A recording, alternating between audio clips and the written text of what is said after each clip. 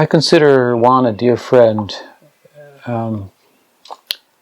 Without him, we wouldn't have Madhuvan, and he has been involved in Madhuvan since we acquired it. In fact, since before we acquired it, indeed, he was born on the property itself.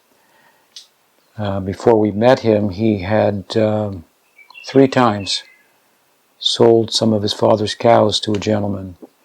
And although the first 2 transactions went well, the third one did not, and the man cheated him. As a result, Juan's father came under a considerable debt, and in order to get out of that debt, well, the friendly, quote-unquote, friendly Cattlemen's Association lent him the money that he had lost to make up for his gains at a very, very, very, very high interest rate. And so at a certain point, he could no longer continue to pay that interest, and that was just the juncture at which we happened onto the scene. And long and short of it we were able to expose the Cattlemen's Association for what they were doing and pay off the loan, and as a result, Juan's father gave us half of the property, and he kept half of the property, and we retained Juan as a worker here, which has been extremely valuable to us because he knows every nook and cranny of the property, every animal, every insect, everything that you could possibly want to know about it. And above and beyond that, and the work that he has done here day in and day out, on his days off from his home now, which is just around the corner, just down the hill, he's on call practically for any assistance should we require it. We've come to know him and his sons and his daughter and wife over the years, and through them other members of the community, and with his help we've been able to integrate to a large extent with the local Tico community, all rural people, all farmers, cowherds, horsemen, caballeros, and so on. I mean, we stick out by comparison, but we've been able to integrate with the help of Juan, who's always been very generous in his dealings with us and in his description of us to what really constitutes in the community, to a large part, his extended family. So if you meet someone down the road, he's probably related to Juan in some way or another. I've cited an example of Juan before to help our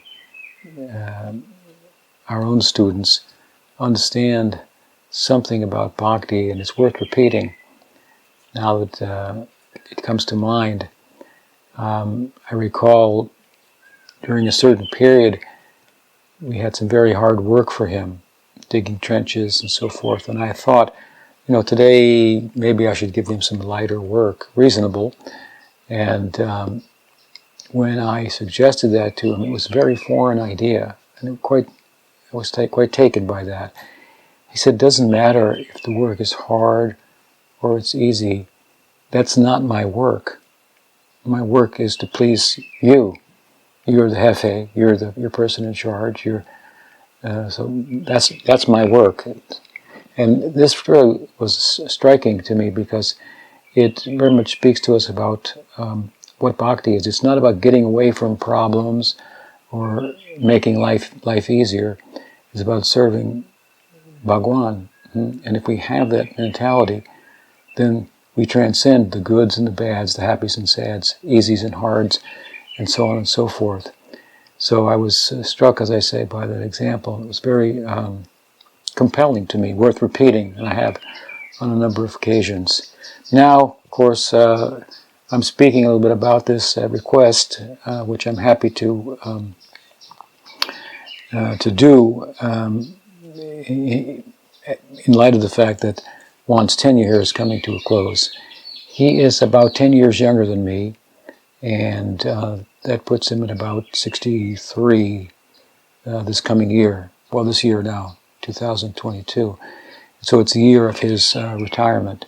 And the social system here in Costa Rica is such that there's quite a considerable social net, for laborers and so forth, that they may be provided for with some type of retirement commission and so on and so forth.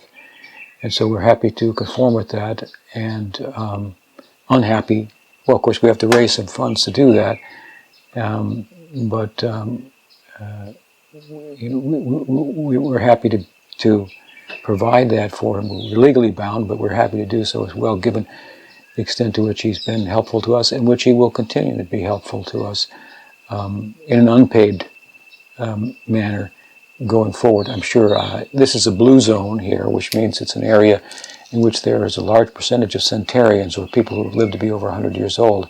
His father's in his 90s now, for example.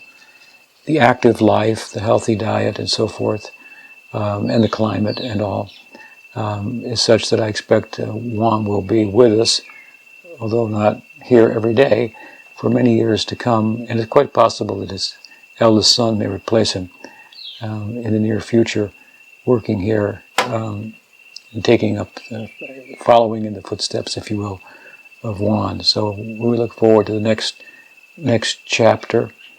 And as I say, I'm happy to have the opportunity to say something about him. He's a very, very dear to all of us. Everyone who has been here from the start has beautiful stories to tell about Juan. So we pray to Bhagavan Sri Dauji Gopala to give his mercy to Juan and his family.